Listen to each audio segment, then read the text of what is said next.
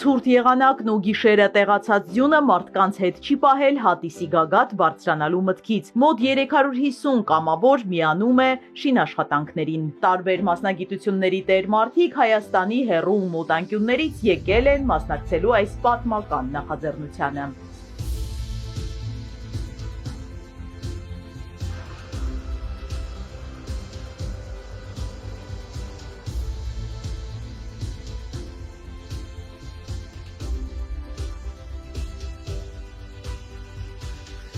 Մեր երկրում ու մեր աչքի առջև կյանքի կոչվող այս նախագծի մասին գիտեին, բայց շինհրապարակում տրամադրությունն այլ է։ Ցանկանում են իրենք էլ Փրկչի արձանի կառուցման մի մասը դառնալ։ Ողջունում եմ ձեզ, պարոն Ծառուկյանի անունից։ Շնորհակալություն եմ հայտնում, որ ցանկություն եք հայտնել մի մասը դառնալու այս պատմական իրադարձության։ Քրիստոսի արձանը միանշանակ մեզ համար լինելու է հույսի վերածննդի ամենակարևոր մեկնարկը։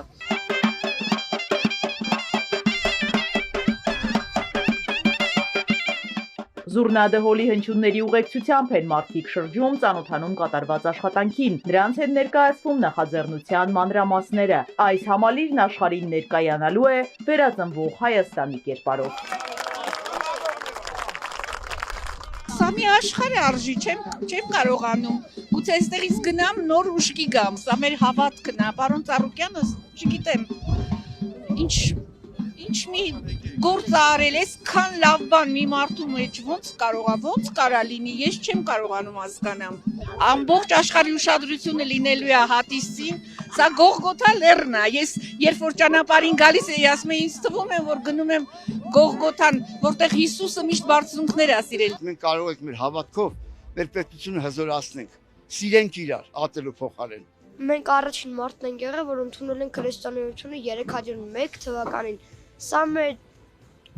ամենալավ արձաններից մեկն է լինելու։ Հայաստանը սրանով շատ մեծ ճանաչում կունենա։ Շատ էինք ուզում, որ Հայաստանում լինի Քրիստոսի արձանը, սա մեծ նշանակություն ունի, կարծում եմ հայ ազգի համար։ Հայ ազգը հույսով եմ, որ սրանով կմիավորվի։ Վերածննդի եւ ներքին համերաշխության գաղափարն այս ընթացքում արդեն հազարավոր մարդկանց է միավորել։ Հիսուս Քրիստոսի արձանի տեղադրումը միավորող ուժ ունի։ Մարդիկ կարծում են, որ այն կամրապնդի մեր հավատքը։ Մեր տպավորությունները հոյակապ, հիասքանչ։ Ես կուզեմ, որ մեր ազգին մի քիչ հավատքը ներշնչի։ Նման կառույց չենք պատկերացնում։ Աստված թող ստեղծողի փառք ու պատիվ տա։ Հուսանք կդառնա աշխարհասփյուր հայության կենտրոն։ Հիացած եմ ուղղակի։ Հանդիպման ավարտին ավանդական ու միասնական շուրջպար է։